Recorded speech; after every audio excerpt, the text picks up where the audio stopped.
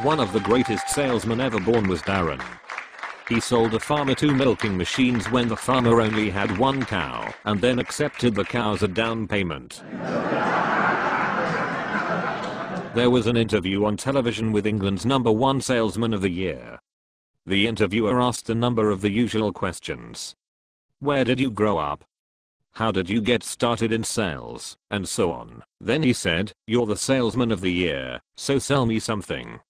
What would you like me to sell you?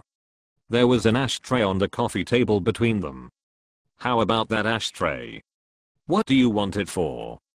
Well, it'll stop my friends from getting ash all over the carpet, and it'll fit in with the color scheme of my living room, and besides that it's a nice looking ashtray. What do you think it might be worth?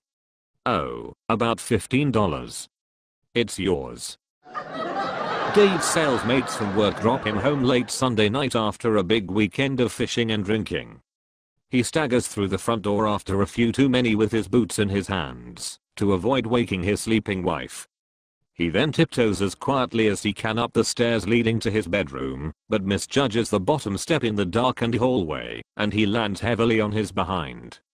A whiskey bottle in his jacket pocket breaks, and makes the landing especially painful.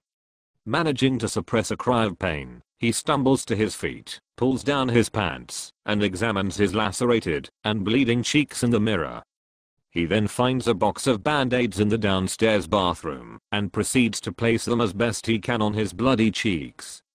After hiding the empty box of band-aids, he shuffles his way up the staircase to bed.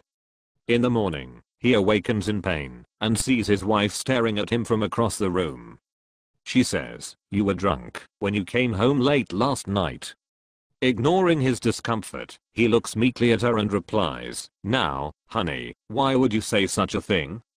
"Well," she said, "the front door was left unlocked, there is broken glass at the bottom of the staircase, there is a trail of drops of blood up the staircase and your eyes are still bloodshot, but, mostly there are band-aids stuck on the downstairs mirror.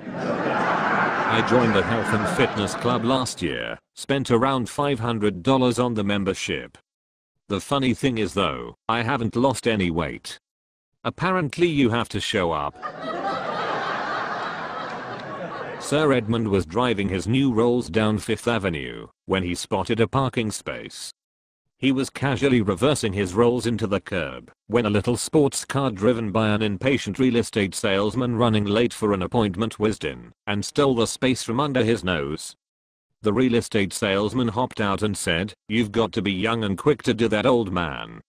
Sir Edmund ignored him, and the Rolls continued reversing until there was the sound of breaking glass and crunching metal and the sports car was reduced to a crumpled heap. The old man got out, smiled and said, "Well, you've got to be old and very rich to do that, sonny." Thank you, thank you. Don't forget to visit the Sales Jokes website at www.salesjokes.com. You can also download our series of Sales Jokes apps for your iPhone from the iTunes App Store. Each app includes 101 of the best sales jokes plus loads of valuable tips, so you can deliver them like a pro. You will never forget a great sales joke again.